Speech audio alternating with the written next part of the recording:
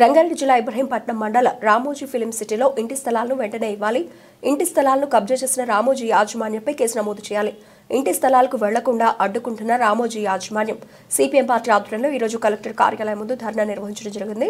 ఈ కార్యక్రమంలో సిపిఎం జిల్లా కార్యదర్శి పగడాల యాదయ్య, జిల్లా కార్యవర్గ సభ్యులు బి సామేలు, అలాగే మండల కార్యదర్శి సిహెచ్ బుగ్గరాములు, జిల్లా కమిటీ సభ్యులు సిహెచ్ జంగయ్య, పి జగన్, మండల కమిటీ సభ్యులు సిహెచ్ నరసింహ, రాయపూల్ మాజీ ఎంపీటీసీ నీళ్లు భిక్షపతి, సిపిఎం నాయకులు గూడెం అశోక్, మాడుగుల కరుణాకర్ రెడ్డి, పి యాదయ్య, కసరమోని జంగయ్య, పి స్వామి, పంది రఘు, పెరక యాదయ్య, అర్జున రాములు, పి ధనేశ్వర్, మస్క్ చరణ్, మద్దల శ్రీకాంత్ తదితరులు పాల్గొన్నారు.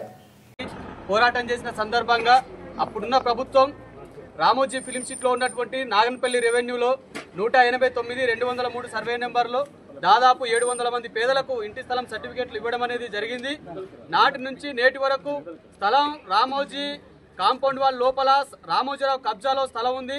అక్కడికి లబ్ధిదారులను వెళ్లకుండా వాళ్ళు కనీసం గూడు కట్టుకోవడానికి లేదంటే ఇల్లు కట్టుకొని గుడిసేసుకోవడానికి కూడా అక్కడికి వెళ్లకుండా పెద్ద పెద్ద గేట్లు ఏర్పాటు చేసి అక్కడికి రాకుండా పోలీసులను పెట్టి అక్కడ భయం భ్రాంతులు గురి చేసినటువంటి పరిస్థితి ఉంది.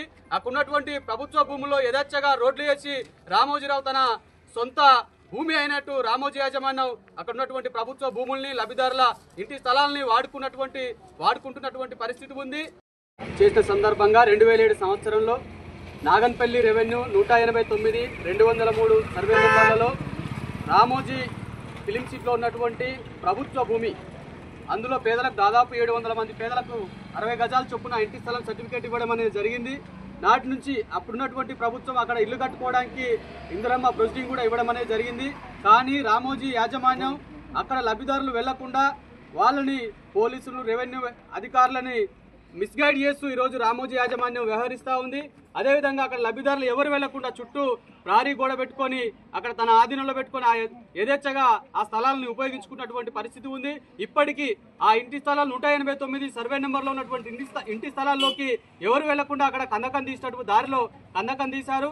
అదేవిధంగా 203లో ఉన్నటువంటి సర్వే నెంబర్లో ఇంటి స్థలాల పైన ఆయన హోటల్స్ యొక్క వ్యర్థాలను తీసుకొచ్చి అక్కడ పోస్తా ఉన్నారు.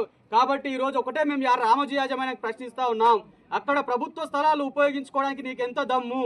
ఈరోజు రెవెన్యూ అధికారులు, ఇటు పోలీసులు నీ చేతిలో ఉన్నారని చెప్పేసి యథేచ్ఛగా పేదలకు ఇచ్చినటువంటి ఇంటి స్థలాల్ని ఆక్రమించుకొని ఆ రకంగా ఉపయోగించుకున్నావంటే నీకెంత ధైర్యం? 17 ఏళ్లుగా ఈరోజు పోరాటం చేస్తా ఉన్నాం.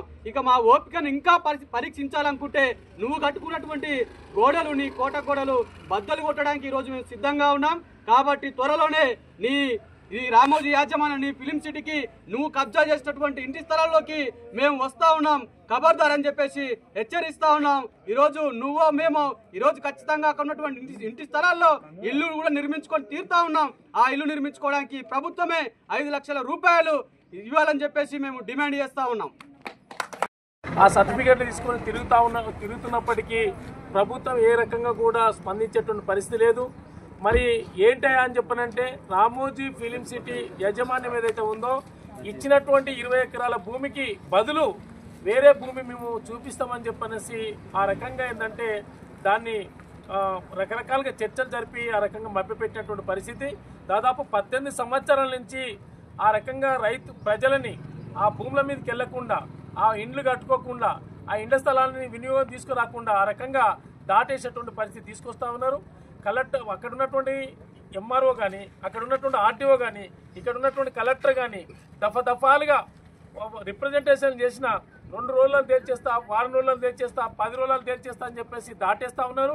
కాబట్టి పేదలందరూ కూడా ఈరోజు చివరి రోజుగా కలెక్టర్ ఆఫీస్కి ఈరోజు చివరి రోజుగా రిప్రజెంటేషన్ చేయడం కానీ, ధర్నా చేయడం కానీ జరుగుతూ ఉంది.